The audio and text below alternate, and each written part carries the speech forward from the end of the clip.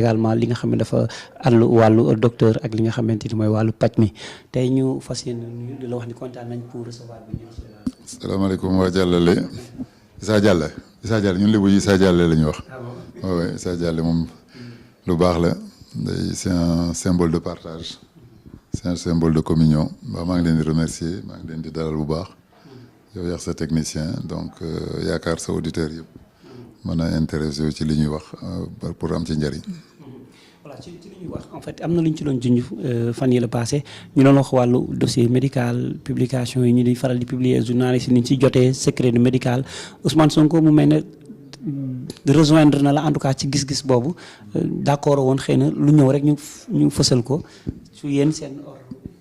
waaw ñu fësal ko déjà pratique bi ñu koy defee dañuy dégg ne arrêté nañ ko yóbbu nañ ko police def na test loolu déjà dafa am suuf dafa xarañ normalement bu malade amee da nga koy defal papier réquisition mu dem ci médecin nga xool li nga bëgg a xam ci moom parce que médecin bi tamit amul droit jox la yëpp kii bu fekkee dafa am accusation boo xam ne dañ ne ko day tasaare feebaru HIV donc yow da nga réquisition ngay jot en tant que médecin tel defal ñu testel ñu kii nga xool boobu nag da fekk nag monsieur loi bi may la ko est-ce que c'est une faute pénale boo xam ne kii bi moo koy loi bi moo koy obligé waa ji mu dem defe ko parce que sa yaram liñ ciy def ak liñ ci war a def il faut toujours yow nga d'accord ci parce que yaram quand même c'est quelque chose de très important li ñuy wax xawma les données personnelles waxuma données personnelles sax ci informatique sax gis nga ni mu mel waxtuma laa données physiques waxuma données biologiques données voilà yooyu moom vraiment am na loi yu ko cadre yu kii bon loi nag day toll foo xam ne procureur dina am certains droits bu ñu waxee ne léegi da nga nar a faagaagal nu jàmbur atteinte à la vie des autres crime tamit mooy rey nit ci loi yooyu c'est des lois pénales yoo xam ne foofu procureur dina am droit defal la test bi mais ni ñu koy génne ci journaux yi ak di ko wax dans les communications kooku nag la ñu xamul parce que le procureur même est tenu comme par le secret de son dossier léegi nag famille bi am nañu droit jot ko les proches de victime bi am nañu droit jot ko bon ça m'étonnerait que ñoom ñoo koy fësal kan moo koy fësal dans les médias c'est ça qui est notre problème et qui est même une faute grave voilà ñoom nag dañuy wax ne gendarme arrêté nañ ko testé nañ ko c'est positif yéen journalistes yéen koy bind est-ce que di ngeen jot document boo xam ne agent judiciaire yi ñoo lañ koy jox est-ce que gendarmerie bu Kër Massar bi nga xam ne moo gën a nekk ci dossier bi est-ce que moo leen koy jox bu fekkee moo leen koy jox vraiment ñu ngi leen di ñaan ñu bañ ko joxewaat dañ ko utiliser ci dossier bi avec le secret de l'instruction ba mu toll fi mu war a toll mais dafa nañ lañ jàpp population bi en haleine comme si c'était un feuilleton jàpp nañu kii positif na positiful voilà donc voilà. Mais bon comme ni ma ko waxee rek ba nga déggee Ousmane Sonko waxee en tout cas comme ni nga waxee daanaka yéen xaw a bokk gis-gis foofu. législation la du gis-gis législation la législation dafa am fii dossier wu même ñi manifestation yi amoon temps yi gendarmerie soxla na ko mais réquisition lañ ma jox ma jébbal ko ordre des médecins xool lan laa ci mën a wax ak lu ma mënul wax parce que dossier wu médical lu nit lu bari moo ciy nekk xamuloo ndax mas na def lii xamuloo ndax def na feebar bi ndax feebar bële mais actuellement la justice lan la ñu bëgg a xam ci nit ki loolu rek nga leen war a jox voilà bu ñu bëggee xam ne dafa diabétique te parce que à partir de diabète boobu daf ci def lu bon voilà foofu nga jot réquisition xoolal ñu ndax s'il est diabétique réquisition xoolal ñu s'il est positif lii ak lii voilà nga répondre exactement ci question bi ñu la posé mais leneen loo ko xamal waroo amoo droit wax ko ci réquisition bi rek nga war a yem voilà noonu mooy protéger te réquisition bi nag ki koy jot tamit war na ko sutural ba mu bañ a mel ni li ñuy dégg ci rajo yi doomu kii sax dem nañu dóor ko école parce que nee nañ ko sa papa xaw ma borom ñaari tur la wala contaminé na ay nit donc mu doon vindicte populaire donc loolu moom nañ koy moytu bon en même temps nag population bi li leen ci neex ils ont l'impression qu'on les protège bu ñu leen commencé wax ne kii c'est positif dañu commencé moytu est-ce que nag y a pas ce côté pédagogique peut-être def leen attention moytu leen seen bopp temps yi sida bi bari na ci mais de là nag ñuy wax ne kii am na ko kii am na ko dafa naa mënoon ay yu ñu yor rek 50 ñoo ci positif wala 30 ñoo ci positif nit ñi xam ne quand même feebar baa ngi fa léegi voilà. mais bi nga gisee keroog si projet de loi bi nga xamante ni Ousmane Sonko moo ko daal di porté wala gouvernement bu Sénégal en tout cas moo ko yóbbu projet de loi bi di ñu durcissement wu article 319 bi tey ñu yokk peine yi def ko 5 ans ba 10 ans nan nga gisee. 5 ans 10 ans fàtte nga. 5 ans ak 10 ans même promulgué kii bi ku ko favoriser. ku ko favoriser apologie même da ngay kii. voilà mais nag dans un monde actuellement boo xam ne boo génnee fii nga def 2 kilomètres am na yeneen dëkk yoo xam ne boo saagee borom ñaari tur dañ lay tëj. bu fekkee Nations Unies tey moo bind Diomaye ne ko attention ci loi bi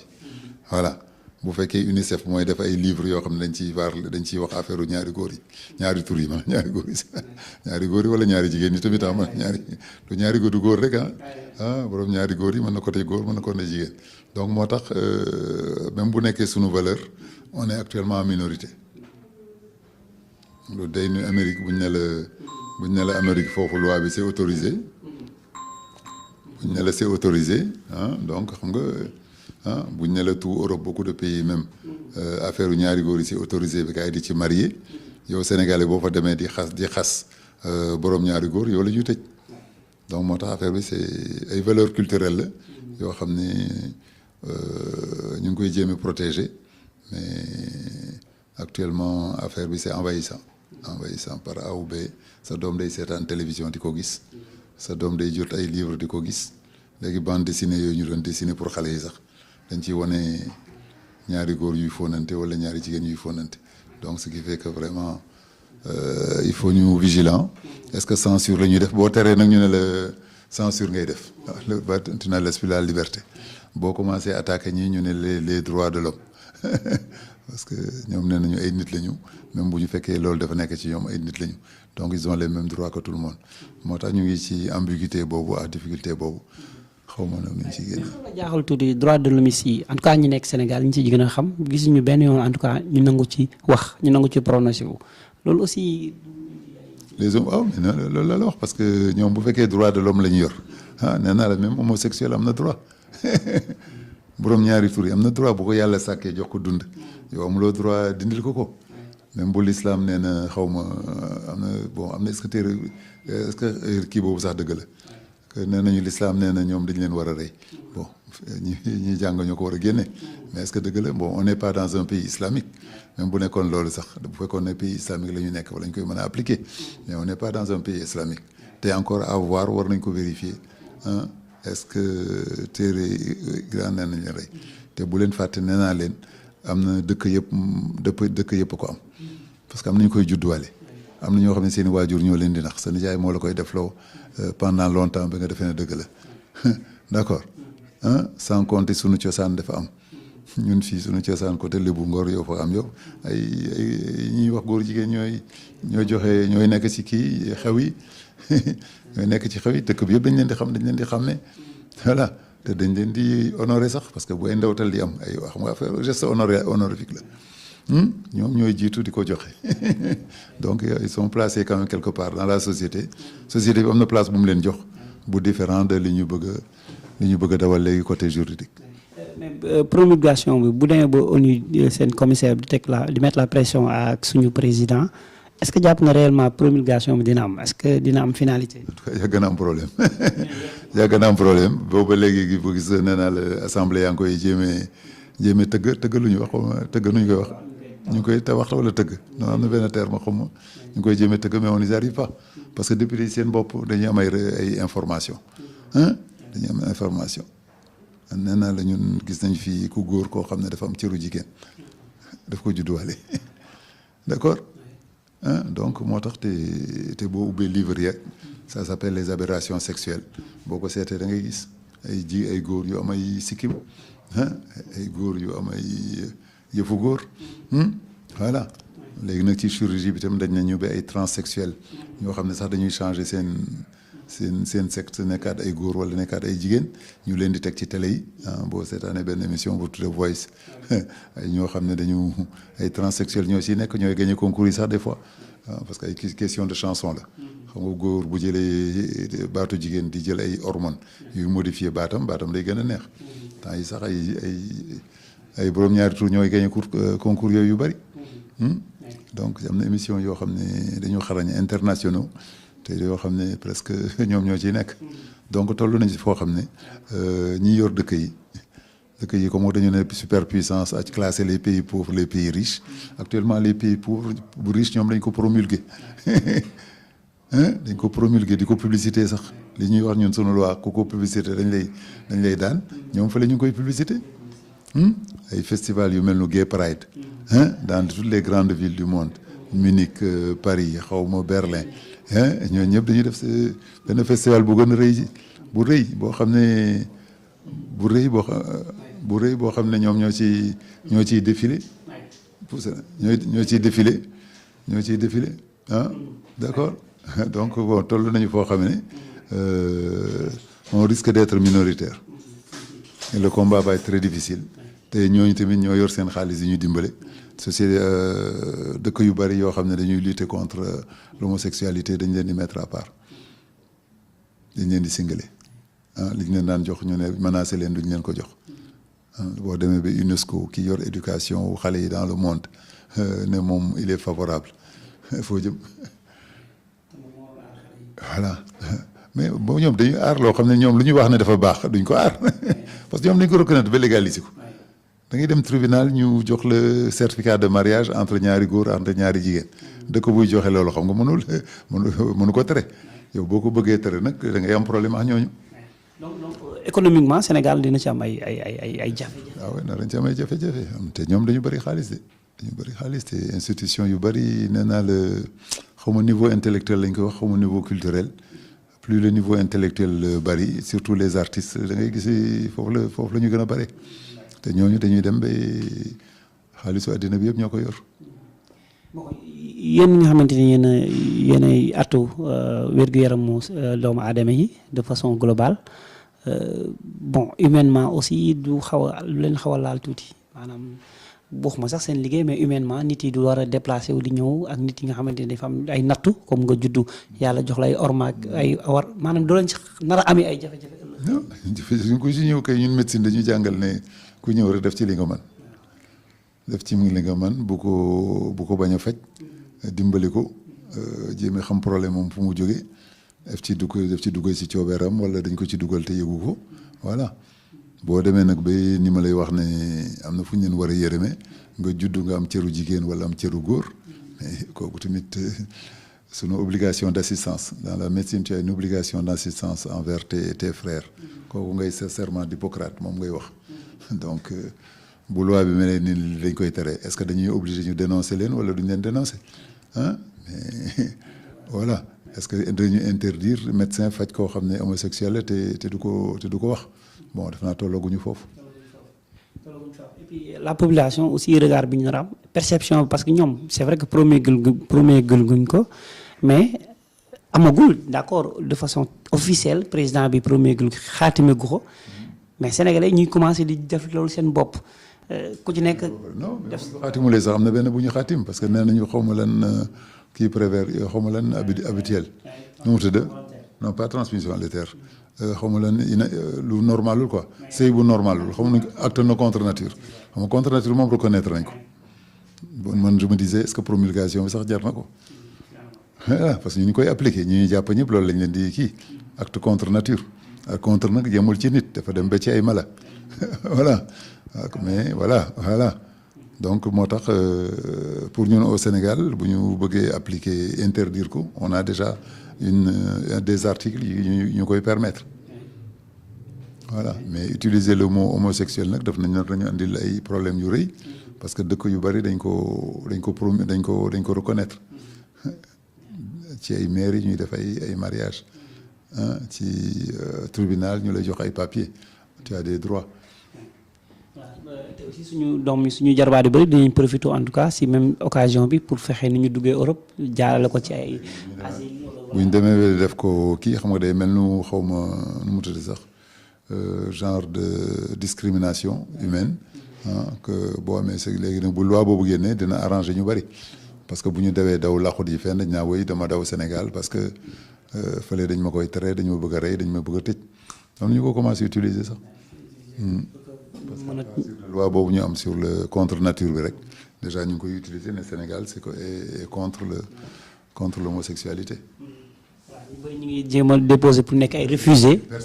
persécution bi surtout mooy problème bi. Je suis persécuté au Sénégal parce que je suis homosexuel donc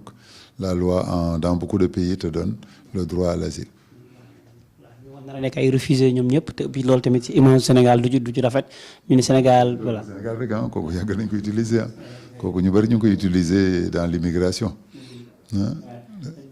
alors keroog ci hémicycle bi ñu ngi gis ni également ki nga xamante ni moom mooy ci ay député en tout cas au-delà de aspect débat bi ñu teg mooy wàllu borom ñaari tur yi mais ñu ngi attaqué wàllu Diomaye di dal ci kawam ku ci mel ni Cheikh Bara Ndiaye ba sax nit nga coalition bi génnee benn texte ni nañu koo teg loxo nañu ko non loolu moom c'est la politique daal c'est la politique c'est la situation actuelle qu'on a au niveau du pays donc nu ngi noonu bon ñoom nag ñoo waxoon ne ñoom ñëpp que léegi ko loi bi day indépendant ku def lu bon nga bokk Pastef bañ a bokk Pastef dañ lay poursuivre d'accord gis nga Azoura boo jëlee kaw Azoura bi nga xam ne dañ ne bon temps yi sax def naa xëccooguñu woon melul woon ni boobu coalition amul mais taxul dañu bàyyi juge yi dem ba sës d'accord voilà donc léegi nag bu en plus amee difficulté entre les deux têtes du pays bon ay règlement de compte nar na ci am ah bien sûr ko mënul dóor doomam ngay dóor ma ne ko mënul dóor ay doomam ngay dóor waaw boo ko bëgg a naqaral ay doomam ngay jàpp voilà c'est ça nga xamante ni nag moom mooy bala ñoo taxaw foofu aussi gis nañu également arrestation yi d'accord mi ngi bari ci borom ñaari tur yi xëy na ñu ngi secret médical bi ñu ngi koy xaw a nëbbaale fan yi parce que depuis waaw temps yi moom. waxtuñ ko observe naa te kontaan naa ci voilà Kër Massar kay commencé woon nañu siiw ba ñu bari leen féliciter sax di leen wax ne vraiment ñu ngi def liggéey bu ayib parce que kooku tamit nee nañu dafay amoon avant ci yeneen gouvernement yi ñu leen di gaaw a bàyyi dossier yu mel nii dañ ko daan sa lëx suuf teg ko fële bon bi yoon am nañu kontaan nee na bi yoon daal daf mel ni dossier yaa ngi dem ba dafa yaa ngi àgg fi ñu war a àgg. parce que au-delà de Pape Seye Diallo ñu ngi dégg am na ñetti présentatrices yu ñu teg loxo ñu ngi njort sax naan est-ce que am nañu feebar wala amuñu ko bon si toutefois ñu am ko gëm naa ni sax nit ñi mën nañu. non feebar yi mën nañu koy seete noonu vraiment waruñu jël cas bi rek feebar kay ñoom déjà nee nañu dans tout le Sénégal le test est gratuit. gratuit donc Sénégalais bu nekk bu fekkee am nga si njorte demal te dañ koy faj aussi bu baax ça se soigne très bien li ñu doon wax ne sax doo mën a am doom parce que da ngay wàll si jëkkër tamit loolu tamit am na nu ñu ko maîtriser ba bu ñu la joxee garab yi am na foo xam ne li ñuy wax charge virale bi mooy nombre de microbes yi nga am dañ ko wàññi ba nga mën a sëy sans nga wàll nit ki donc ça c'est une occasion pour reparler sur le HIV nit ñi xam ne HIV c'est ñu ngi koy topp bu yàgg am na ay progrès yu ci am au Sénégal am nañu chance ne que les médicaments sont gratuits les suivis aussi sont gratuits les tests sont gratuits les médicaments sont gratuits xam nga loolu feebar yu bëri amuñ ko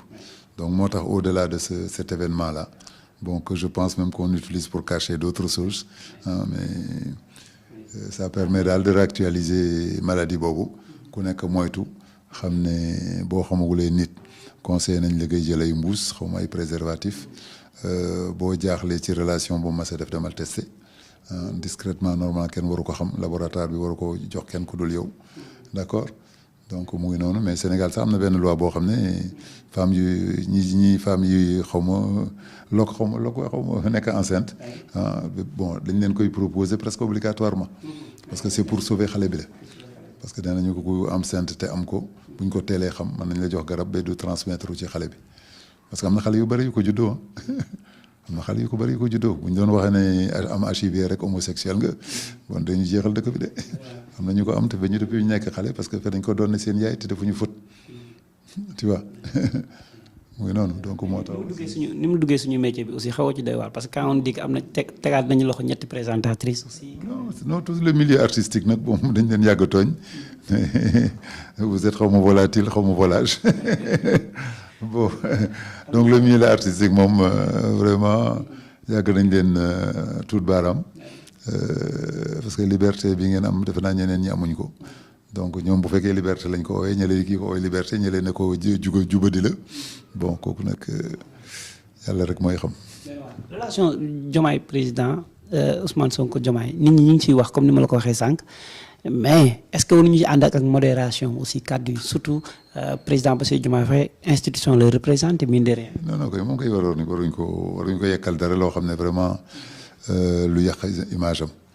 faral ngeen kii wala faral ngeen kële mais taxul te kooku mosul am fii sax defe naa on a eu des oppositions très graves très sérieuses mais ay saagaate wala ay xasaate politiquement amu fi woon loolu moo tax ma ne c'est pas le moment vraiment ñu koy def kii jël na option bokkatul ci yéen wala bokk na ci yéen warul tax ngeen lâcher les loups lu ñu wax lâcher les chiens pour que xaji lekk la. voilà kooku mettre à la vindicte populaire quelqu'un parce qu'il a ses idées ñoo koy nañu xaar élection yi rek képp koo xam ne yaa ngi def loo xam ne neexul population yi bu élection jotee rek mu leer. loolu la jàpp mooy réponse bi gën. réponse bi de parce que le Sénégalais moom ko xam nañu moom carte bi daal moom mooy def différence bi kii wooteloon nañ ko nee na léegi moom defatul liñ ko wax ñële ñoo ko vooteel wala moo vooteel boppam wala coalition moo ko vooteel coow bu dul jeex la. nee nañu ñële c'est pas parce que kii def ko désigné moo tax mu nekk président bu ko désigné wala sax dafa nekk président yàlla mooy def président xam nga argument yu bari ñu ngi foofu lu ci nekk dëgg lu ci nekkul dëgg léegi nañu xaar bu fekkee nag li ma ci naxar rek mooy feex 2025 ba 2029 est-ce que naru ñu nekk ci guuta est-ce que dañ jéem a doxal dëkk bi wala benn objectif rek la ñu am élection 2029 loolu moo nar a gàllankoor dëkk bi bu fekkee vraiment defuñ ci tuuti masla voilà mais sinon bu ñu yàkkamti 2029 moom dina leer. vous êtes témoin de l'histoire aussi kan nga jàpp ni duma ni moo nekk si dëgg ku ñàkkul si dëgg mais kan nga jàpp ni li mu waroon def xëy na bu ko defoon duñ ci. 2029 daal lay leer dëgg yi woon yoruma ko 2029 la leer bi ñu leen di léewatoo bi Sonko di ñoom waa Pastef ñuy léewatoo wax Macky ku nekk boo waxoon na mooy comme làmb rek. lamb kuy dugg ci lamb da nga naa may daan ba arbitre bi siffle ñu soog a xam ko daan mais ci émission yi surtout seen émission yi ñoo daan def xaw ma face à face bi xaw ma kooku daa nga ci dégg ay saaga daa nga ci dégg ay dóorante mais c'est pas la fin du combat bu réel bi mooy bu arbitre bi siffle arbitre bi siffle waat kii daan na mu jeex mais ñuy xëccoo ñoom noonu la ma sa mel maa la dàq maa la gën a baax xas la yëgal boppam kële itam yëg boppam xas kële bon kooku nag dañ ci war a def modération parce que c'est pas la fin des choses bon en politique nag malheureusement c'est la même chose. li fi nekkoon mi ngi fi ba léegi wala li fi nekkoon jóg na fi wàllu liberté d'expression gis nañu Imam Al Amin Dramé moom dañu ko nar a àtte lundi est-ce que jàpp nañu. man de avec expérience bi ñu amoon avec les 1000 personnes yu ñu arrêté woon waa Pastef vivre ko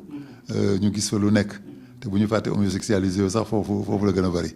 donc man yaakaaroon naa ne vraiment gouvernement bi état bi ñu yor léegi waroon na utiliser l'emprisonnement avec beaucoup plus de modération parce que am na ñuy wax ne sax li ñu jàpp ci ay nit temps yi commencé na ëpp lii que les defoon en 12 ans donc kooku nag maa ngi leen di ñaanaat vraiment ñoom nag boo waxee ñu ne du ñoom c'est les procureurs man leen procureur yi leen doon arrêté yéen ci bopp bu ngeen leen bàyyi ñuy def ñeneen la même chose kooku tamit am ngeen ci loi am ngeen droit de xawma lan droit de balaate am ngeen droit même d'arrêter certaines procédures bu fekkee ñu ne yow la man maa tax nga bëgg a jàpp kii mais man nga jóg nekkale bu fekkee man maa tax bàyyi ko nee nañ la justice est indépendante mais comme bu ñu may defal am naa droit bu ma planté bu ma defee annulation de ma plainte procédure dafa war a arrêté donc ñoom tamit nañ ci jóg bu fekkee c'est les magistrats qui font leur boulot te ñoom la ñu bëgg a protéger ñoom nañu protéger seen bopp wala ne kii baal naa ko. ñu bañ a tombé ci pièce bi lu ñu fi fekkoon ñu bañ a. waaw dégg naa romb nañ ko de. pièce bi.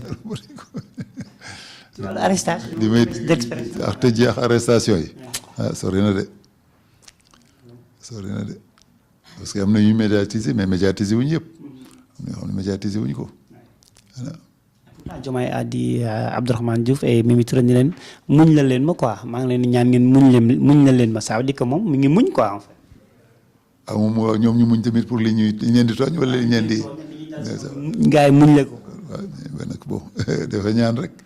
dëkkali tamit na ko xol est-ce que xolu muñ may na ko am na ko bu ñu amulee xolu muñ mënu leen forcer mais ñun tamit nañu moytu ñu xam vraiment que am na institution yoo xam ne ñoo leen fi teg ñoo voté woon en 2029 am ku ñu représenté léegi nekk suñu président kooku quand même nañ ko sargal nañ ko aar ñun ñëpp ñoo ko war a aar lu mu mën a def nañ ko sargal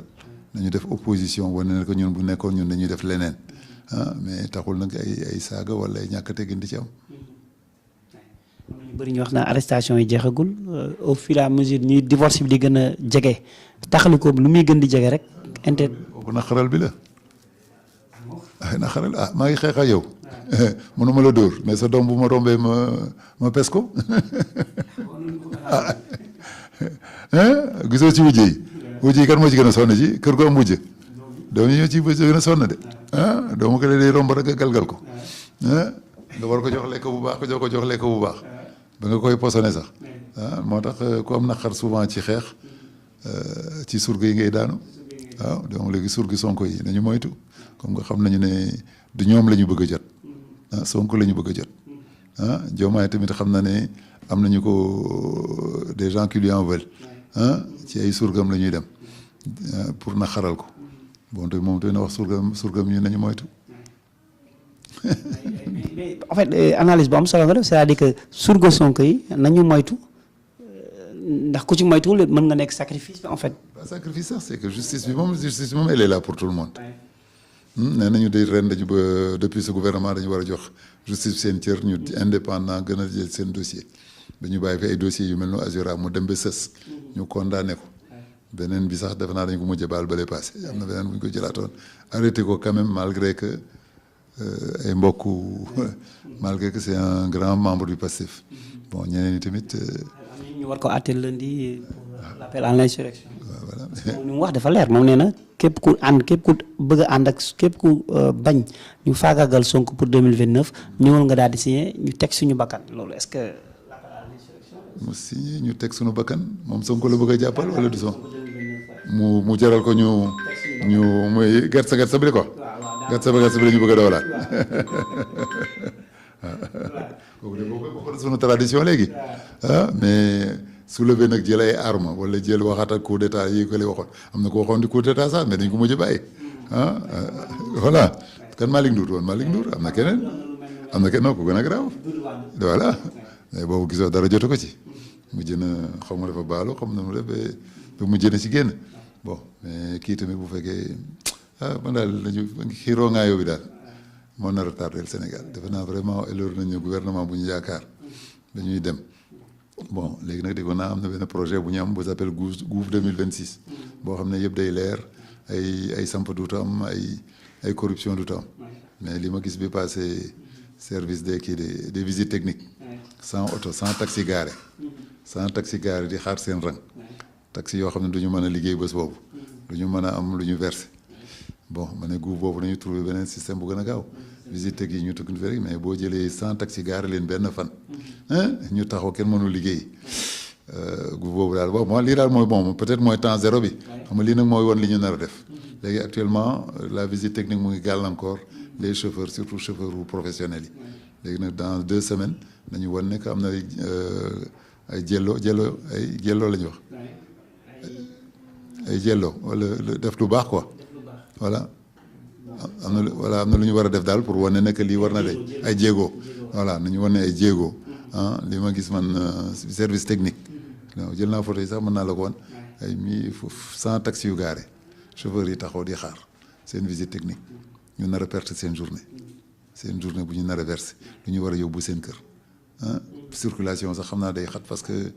boo soxloon taxi ba taxi ma gaare foofu bu ñu leen gaaree chaque jour yu day noonu circulation sax day am problème kooku nag est-ce que boo ko nouveau gouvernement bi bëgg a changer bi bëgg a informatiser yëpp digitaliser yëpp na gaaw mënuñu daaneel te waxuñu la candidature de Macky Sall à l'ONU ñu ngi dégg ci ay information que yi am na ay dëkk Afrique yu commencé di ko jàppale am na ay joueurs yu commencé génn ko ci mel ni Yaya Touré El Hadj Diouf et autres Macky Sall à l'ONU li ñu vivre en 2020 2021 2003 bu fekkee du am ay crime bu fekkee man de pour dire moo jàpp ne ay crime la est-ce que nag c'est lui qui était responsable ou il n'est pas responsable voilà comme jugement amagul nag waa ONU ñoom tant que amul ko condamnation dañuy wax ne tu es propre déjà bu ñu la accusé sax dañu ne xaw ma est honnête jusqu'à la am na benn phrase bu ñuy wax même bu ñu la arrêté tu es honnête jusqu'à nouvel ordre xaw ma tu es censé être innocent voilà jusqu'à ce qu'on te condamne donc on est dans une logique normale léegi nag loi bi ñu génne woon que dañ leen di mën a commencer tuumaal bon gis naa ñu tuumaal quelques ministres daal di reculer bon est-ce que tuumaal nañu Macky bon tant que tuumaal luñ ko déjà te bu ñu ko tuumaalee sax il est innocent jusqu'à nouvel ordre bon condamnation ça va prendre combien de temps kooku waxoon naa leen ko dès le début nañu xool ndax vraiment ils ont quelque chose à l'accuser ñu defar dossier bi nekk pendant à ce moment-là Nations Unies day ralentir boppam mais Nations Unies tant que gisul dossier boo xam ne ay preuve am ngi ci moom day dawal yeneen pays yi nga xam ne tamit dafa amoon relation ak ñoom te tuumaaluñ ko dara ñooñu tamit c'est normal léegi nag Sénégal nag mooy problème bi parce que def naa sans l'appui du Sénégal déjà le dossier sera truc est-ce qu'on passe nee nañu nag dossier baa ngi même chez le président mais moom nee na c'est pas encore d'actualité il a d'autres problèmes à régler bon mais politiquement nag man ñaaw nañu jort. waaw ñu dégg ci information ni que ni Macky Sall sax consulté na Diomaye pour mu soutenir ko mais Diomaye tontoogu ko. waaw tontoogu ko nee na c'est pas encore le moment mais mooy li ñu waxoon rek xaw ma lan nu ñu ko daan la ndax day présenté wu 2000 nu mu waxoon ni oui ni non voilà donc ni oui non la ñu am si Diomaye pour le moment dossier baa ngi si président Diomaye nee na ni oui ni non. donc c'est politiquement non ko loolu xam nañ ko xam nañu en général que bon nu mu nar a demee wala quelles sont toutes les éventualités sont possibles. am na ay enjeux puis économiquement bon j'allais dire politique sur la personne de Diomaye parce que bu fekkee dafa soutenir Macky dina am ay répercussions en fait politiquement ci loolu en fait. ay retours ce qu'on appelle des retours là c'est retour d'ascenseur loolu mooy retour d'ascenseur defal nga ma loo man tamit moo féetee fële ma defal la bon mais góobu nekk am Nations Unies. Organisation mën kenn nit mën ko influencer complètement parce que quand même c'est une organisation internationale les décisions financières du benn nit mooy décider bon mais politiquement moom day am ay incidence. logique Sénégal war na ko jàppale warul ko jàppale Macky sa xalaat sa gis-gis en tant que citoyen. ni oui ni non. am na loo subir am na loo dund ci nguur Macky. moo tax ma ne ni oui ni non man kay wóor na ma ne wax man. tu allais dire non. non ni oui ni non tamit lay wax parce que tant que état bi mayaguma ay preuves ñi ñu rey les manifestants la kan moo leen rey est-ce que ay soldats yu jotoon ay ordre rek ñu def seen liggéey wala kii ñaari militaires yi policiers yi dee gendarme yi Didier Badji ak yooyu qui est responsable kooku nag état bi moo ñu waroon a génneel rapidement l'enquête fu mu toll gisoo l'enquête yooyu sax kenn waxatu ko enquête yu bëri gisoo dafa depuis que gars yaa ngi jàppante ci kaw dossier yëpp de ñu ngi leen kii sama dëkkandoo bi sax def naa léegi mu génn borom milliards yi ñuy waxoon ne accusé woon na que dañu yor ay milliards ba ñu ne sax mën nañu joxe 400 milliards 400 milliards yi joxe wuñ ko te def naa ñu ngi pare génn kenn ki moom génn na sax ba mu ngi këram voilà donc moo tax aussi loolu yëpp nag def naa dafa nar a am ay contrepartie. Madiambal Diagne mi ngi taxaw ci côté bi aussi di réclamer ni que ne Sénégal dafa am obligation wu soutenir Macky Sall et cetera. ah bon boobu obligation kay kooku c'est systématique kooku jarul ñaan ma ne kooku jarul. xalaatam la. waaw man de maa ngi nii wii nii non mais comme mën naa ci influencer ñi ma bëggoon dimbale mooy comme ils ont créé une levée pour l'immunité présidentielle et ministérielle. nañu génne dara au moins nañu génne dara parce que ñun te mënaguloo wax dara tant que tu n'as pas un dossier juridique bu exister sinon même ça day devenir ay diffamation donc il faut ñu am des éléments des gens sont morts des dossiers médicaux sont posés les autopsies sont posées qui est responsable de ces morts voilà si c'est les forces de l'ordre ñoo ko joxe kan moo leen joxoon ordre et on remonte jusque là où il faut et là on voit loolu moom bu ñu ko jotoon defe naa dossier bi du mën a toll fi mu toll. amatoo ci yaakaar wala yaa ngi. Bon avec la politique moom ni ma la ko waxee woon rek mas na ñam benn accident boo xam ne ñëpp dañu dee sauf kenn ñu wax ko sunu professeur ñu ne am na kenn ko deewul mu ne ñu lan la ban métier lay def mu ne ñu ne ko politicien mu ne considérer qu'il est mort parce que duñu wax dëgg. Même s'il est vivant considérer qu'il est mort. Voilà accident boobu ñëpp parce que accident bon c'est une blague ah. Accident boo xam ne ñëpp a dee ba mu des kenn ñu laaj kooku lan la ñu ne politicien professeur bi ne ñu non considérer qu'il est mort. Démb Ousmane Sonko mu ngi doon benn point de presse avec son gouvernement en tout cas certains ministres ñuy ñëwaat un peu ci li nga xamante ni mooy ressources naturelles ressources minières yi Sénégal ñu war a renégocier. gaz bi waaw loolu la wax nag foofu la jël risque yu bëri foofu la jël risque yu bëri parce que c'est des grands lobbies yoo xam ne lu nekk mën na fa am c'est des lobbies où les intérêts sont au-delà de la vie humaine ani kii bëggoon a def le franc africain. mais le franc africain kenn kii ko bëggoon a inventé animu kii wax ne Afrique dañu war nañu am seen xaalis ñu bàyyi dollar bàyyi yaa ko tudde ani ñuy bëggoon def liberté Afrique ani Lumumba bëggoon a monter un pays indépendant fort qui est plus grand que l'Europe qui est plus grand que l'Amérique animu ani Thomas Sankara ñoom tamit bon non nañu l'Afrique n'est pas un pays pauvre c'est une Afrique appauvrie d'accord bu ñu ne tey xaalis bi ñu utiliser tey fële France lañ koy bindee foofu la ñu déposer sunu or ñoom pour ñooñu garantir ñu parce que nee na ñun mënuñu garantir sunu bopp est-ce que mën nañu yor sunu pétrole est-ce que dañu mën a yor sunu gaz bu ko Sonko prouver incha allah ñu ngi koy jàppale loolu kay moom wóor que ne ñu ngi ci ginnaaw bu mënee prouver ne que ñun ñu war nañu yor sunu kii bi ñu koy négocier tamit. ñaani ñoo ko négocié woon ay biens yu day noonu ñu ne 10% nga ci am parce que amuloo loo ko exploité wàcc Sangomar xam naa fa de man dama naa def plongée sous-marine Sangomar plongée bu ma fa mais xam naa ne li fa nekk pour wàccee fa benn tuyau bu mu dëgër caaxaan defaru ko doon ñooñu tamit moyens yi ñuy utiliser nu ñu leen def ba fay leen ko mais quand même loo xam ne pétrole la kam war génne ay milliards war nga ñu mën a jaay sunu say tuyau mën nga ñuy jaar ñu def contrat yow nga liggéey lu ñu fay la. parce que entreprise publique bu toll Petrosen. kaay def yëpp boo paree nga yaay jaayal sa bopp defe naa sax mu ñu droit jaay ñu ko actuellement dañu ne wax ne sax te seen production c'est fait pour l'étranger te bu ñu nangulee loolu lu ñu siy dal boo nangulee jaay sa pétrole lu lay dal. lu lay dal sax gisoo ñi am pétrole ñu ne leen boo jaayulee dañ la ñu envoyé la bombe li voilà boo nangulee jaay dañ lay door ay bombe de. lan ma ko jaw deloon bi ñuy wàccee président bi dafa wax ne day jël pétrole am denc ko jaayee ko plus cher ñooñu lu leen fay fekk ay guerre ñoo leen fay fekk lu tax les états riches là ont des bases militaires en kii dans les pays pétroliers ñaati base militaire la Iran jéeme yàq italiens yi européens ñëpp a fa am ay base pour wax ne borom pétrole bi moom loo ko. kii entreprise publique bu toll ni Petrosen aussi ñu waroon fa am lu ñuy lijjanti ñuy xëccoo 30% ñu fay am ay 10% ñu ngi renégocier en tout cas les contrats ba ay ICS ak yooyu yëpp am nañ fa benn yenn. loolu ko gën na loolu la wax ne il y a des lobbies très puissants qui sont au-dessus de nous. Il y a aussi beaucoup de traîtres parmi nous ñuy dem di signer bu ñu leen ne defe naa sunu architecte bi joxe na exemple yoo xam ne zircon bi moo demoon di ko négocier dañ ne ko ñaati milliards nga bëgg ñu jox la kooku ñan ñoo ko mën a résister ñan ñoo mën a résister tey nga jóg nga mosoo am 200 millions mosoo am 100 mosoo am 10 millions ñu ne la 1 milliard a ngi nii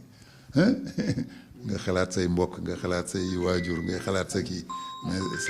c'est rare que nga mën a bañ a wax déedéet c'est rare nga bañ a mën a wax déedéet donc corruption bi avec des moyens énormes kooku presque kenn mënu ko résister. Ousmane Sonko aussi nee na ci ak li jot am Iran ñun nañu serrer les ceintures en fait maanaam c'est que les Sénégalais nañu takk seen digg ndax bés yi di ñëw dina xaw a nar a mais na lu metti parce que ñun yor nañ suñu pétrole léegi nag le danger c'est que sunu pétrole va être plus accessible que les autres parce que ñële bu ñu baaree kii boobu canal de Hormuz bi xaw ma. xam nga sunu pétrole mooy mën a dem Europe mooy mën a dem Amérique fii c'est direct sax. Est-ce que nag enjeu yi amoon dans les pays arabes du am fii. Est-ce que ay militaires duñ ñëw wër sunu camp. Est-ce que duñu wax ne ñuy jaay par force. Parce que Venezuela dañu ne dañuy justice lañ fay def. dañu war jàppoon waa ji parce que bandi la. mais lu nekk ci ginnaaw. pétrole bi pétrole bi. ah te ku nekk ci pays pétrole mënoo gouverner tant que defuloo lii leen neex. ah ginnaaw lu ñu bëgg a def ban président la ñu bëgg a teg temps yi. ñoom ñoo leen di bombarder nar a décider ban président sax moo fa nekk nee nañ ki ñu fa teg léegi neexu leen dañu def tout pour rey ko wala teggi ko pour teg kan doomu ancien Shah d'Iran bi fa nekkoon Shah d'Iran loolu la dëkk Shah de Perse donc pour te dire à quel point la leen le lobby yi sunu pétrole war na si jaral leen. ñu daaneele un peu ci benn xibaar boo xam fi la ñu dab muy benn garde rapproché ñu wax ne daf doon garder Adji Sarr doon na garder Maham Diallo sax dañu ko teg loxo ci vol de bétail xam nga vol de bétail dañ ko criminaliser Sénégal. waruñ ko rapproché dara ci Adji Sarr jàpp nañu kenn ko doon volé ay bétail ñu ngi koy tëj c'est tout. politiquement ñu ngi koy jéem a jox beneen dimension. ñu ngi ko jéem a jox beneen dimension loolu mooy sunu problème dimension bi ñu ko bëgg a jox. loolu yéen journalistes ñu ñëw siy dugg ah mais peut-être benn personne bu. nag daal jàpp nañ ko expliquer la loi jéena mais buñ ci bëggee dugal yële ça c'est de la xaw ma lan c'est d'un manque de critique et c'est de. ouais. mën nga yoon def liggéey. waaw mais mën nañu def yoonam sans tudd ci la Adji Sarr. mais dossier boobu bëgg nga mu leer aussi. waaw mais non tax ma dossier boobu c'est très dangereux. dossier bi boobu est-ce que 2029 du gàllankoor kenn. c'est Adji Sarr. est-ce que du gàllankoor kenn. gàllankoor. donc kan moo am intérêt ñu yëkkati waat. Très bonne question. C'est la même question que je me pose. Tu m'aideras à trouver la réponse. yow mi journaliste gënal gëstu demal gëstu ci man sama cabinet laa nekk. mais amoo xalaat kan moo am intérêt réellement. ñu. bon bi ñu tudd Adji Sarr daal ça m'a fait peur loolu foo laa ci mën a yem. ma ne bu ñu tuddee ci affaire u nag sàcckatu nag ñu di tudd Adji Sarr ma ne ça me fait peur comprends li ma wax voilà foofu laa ci mën a yem. da nga am information yu ma amul wala. am na intention yu nit ñi ba di préparer ay intention voilà. kon mbir mi ay étapes la en fait. ah bien sûr xam nga population dañ leen di préparer. dañ lay préparer suba bu ñu naroon dem guerre dañuy préparer dañ naa kii tooñ nañu kii def na lii commencé génne ay mbootam yëpp ba demain bu ñu commencé tirer ci moom presque dañ leen di jàppale donc tout am na geste yoo xam ne tout ça se prépare bon bu ñu tudd Adji Sarr ci ay affaire u nag sàcckatu nag ça veut dire que bi xadi xaw ma jaay feebaree ñu di ciy wax ba jambal jaay nekk fële di ci wax loolu ça veut dire que am nay jéego yu ñu bëgg a teg. kon am na ko war a moytu donc. am na jéego yu ñu bëgg a teg daal xaw ma jéego. am na ko xam war na moytu. ñu moytu toujours. non je parle pas de vous en fait mais amul benn doomu aadama bu war a moytu. ñun ñëpp ñu ngi moytu. ñun ñëpp a ngi moytu Sénégal ñëpp a ngi moytu. ñëpp a ngi moytu. doy na waar. waaw parce que ñu ngi ñëw parce que ñëpp a ngi fële xam nga dañoo wax ne ay kuluna ñu ngi fépp.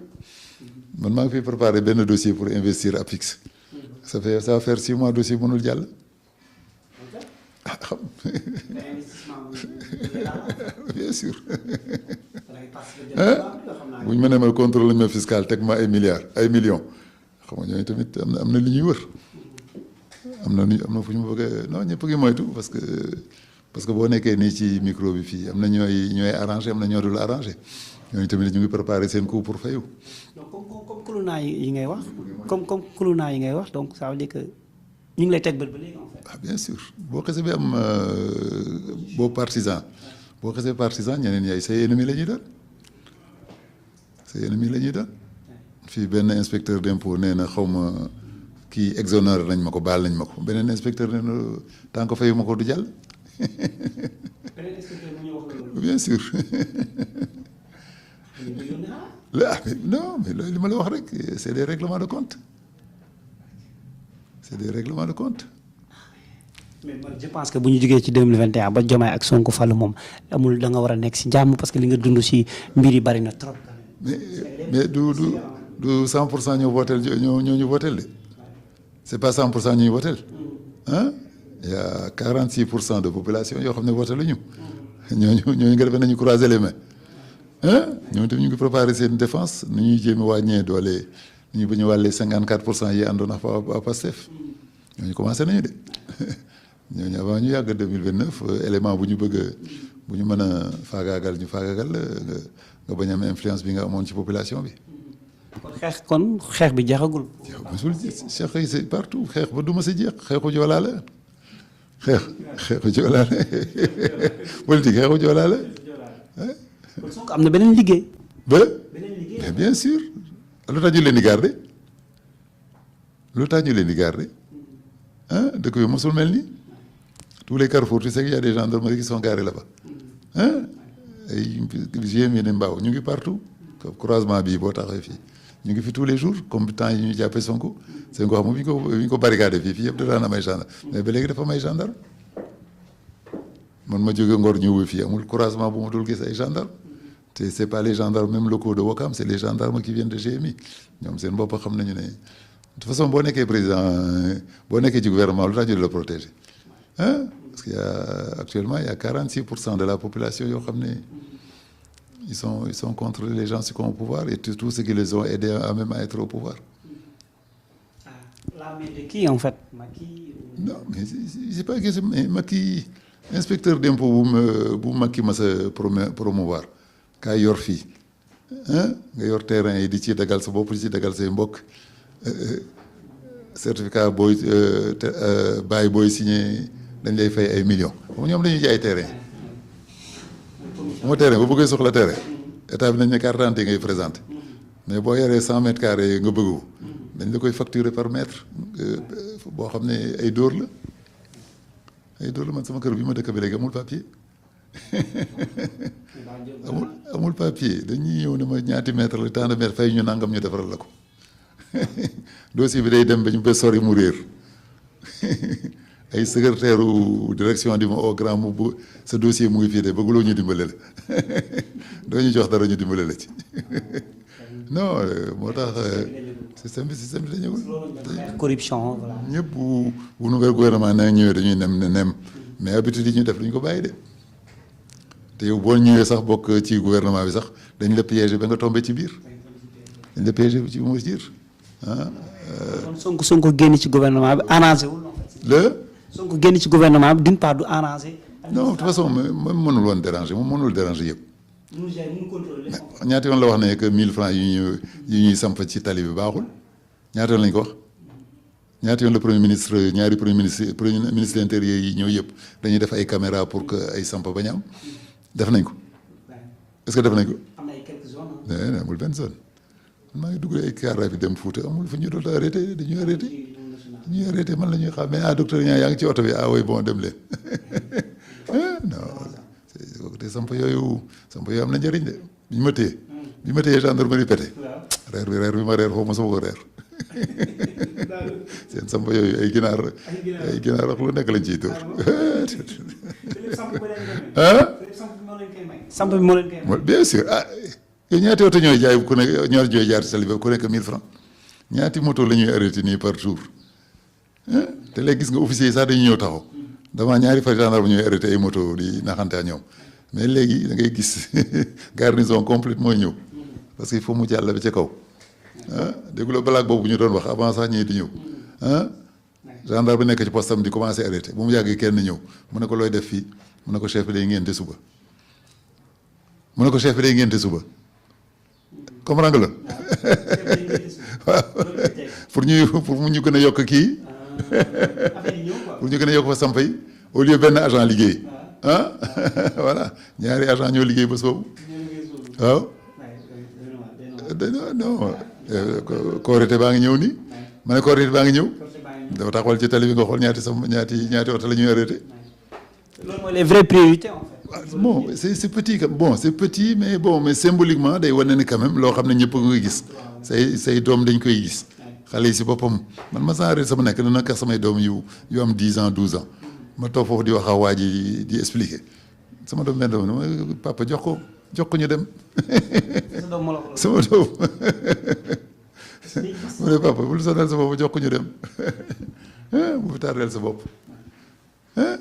mais bon doo raté kooku c'est infiltré kayit bi ba après casier judiciaire la ñu doon uti waa ji ne ko dans 15 jours laa la koy jox di jox ma sa tour mais dans 15 jours. casier judiciaire 5000 francs la génne jox ko muy soog a jot casier judiciaire bi sur place da ngay dem ba ñii war a appliquer justice bi ñoom seen bopp ñoo koy def yow nooy plainte boo bëggee plainte léegi ne da nga ko jóg bu procureur contre benn agent bu la sampaloo ak kii nga koy jox si moom sax day samp. ñu ngi si njeexaltalu waxtaan bëgg ñu jël sa temps. mais jarul ñuy désespérer nag ñu ngi koy wax di affaire bi kenn ñoom ñu ko woon wax avant léegi ñu ngi koy waxtaane ñu ngi bu jéem a monter ay système électronique yoo xam ne dina ko dindi incha allah mais bon donc tant que ñu ngi koy essayer dindi peut-être ñu on va arriver à quelque chose mais day na waar de bari na doole de. ma bàyyi la nga tàggatoo. yéen sax ci ngeen da ngeen ah la presse. bu ñu attaqué san la woon. prima la presse san la woon. aide à la presse. lan la doon tekki. ah ñëpp daawuñu ko jot de. ñu tax ñi di ko jot ji ko jot ñi ko jot. ñi ko gën a jot lan la ñoo lay waxal sa soxla. ah loo gën a waxal soxla ci lay koy jox. ko corruption la. 40 millions par mois. ko corruption la. corruption yi sa prime a ngi nii ku gën a jàppale sama gouvernement ma jox la ci ku jàppale sama gouvernement doo ci jot ñoom bi ñu ñëwee ñii dañu sëggaat affaire bi. dañu ko sëggaat. am na ñu am nar am droit am ñoo narul am droit.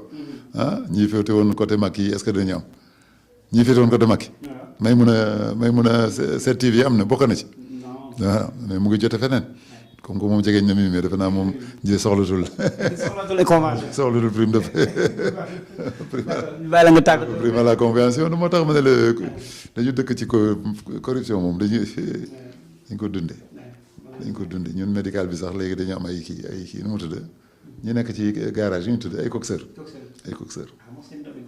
dañoo la jëlal malade hôpital ne la kaay ma yóbbu la tel endroit bu ñëwee médecin bi may ko dara. assurance yi dañ lay yoreel 10 millions balaa ñu lay fay il faut nga samp non mais dafa dugg partout bâtiment yi moom kenn waxatu ko bâtiment maire yi kenn waxatu ko wuti bulletin de naissance sax bon loolu nag suñu cosaan nag moo parce que dañu waxoon weexal waaye defal naa la weexal ko bon mais weexal bi dafa dem nag ba ñu tarifé ko léegi yëpp dañ ko tarifé boo yoree 100 millions bëgg jàll aéroport nangam ngay fay boo bëggee am passeport nangam ngay fay boo bëggee am carte d'identité nangam voilà képp kuy liggéey passeport dañ koy fekk si këram doo ma dimbale samay passeport du doom nga jox ko tarif bi immigration bi sax gisoo immigration ñaati procès ñooy am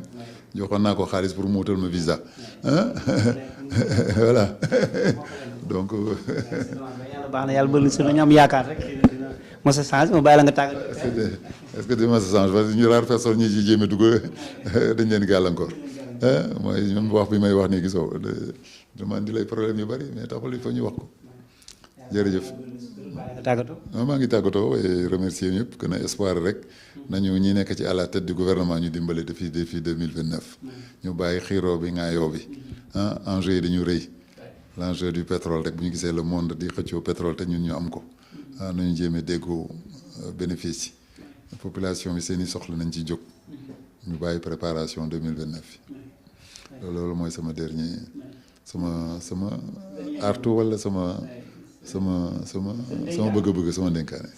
voilà merci. loolu mooy ndénkaanam nga xamante ni moom mooy docteur Niang di leen jaajëfal leen jox rendez waxtaan bi am na solo c'est toujours un plaisir quand même di déplacer wu ñëw fekk ci bureau di waxtaan ak moom ndax techniquement dañuy wax ak di ñu junj ci ay yoo xamante ni bu ñu dawalee une semaine wala un mois dañ ciy yem te incha allah loolu tamit jàngat la pour ñun ak ñi nga xam ñooy ñuy faral di seetaan jërë ngeen jëf.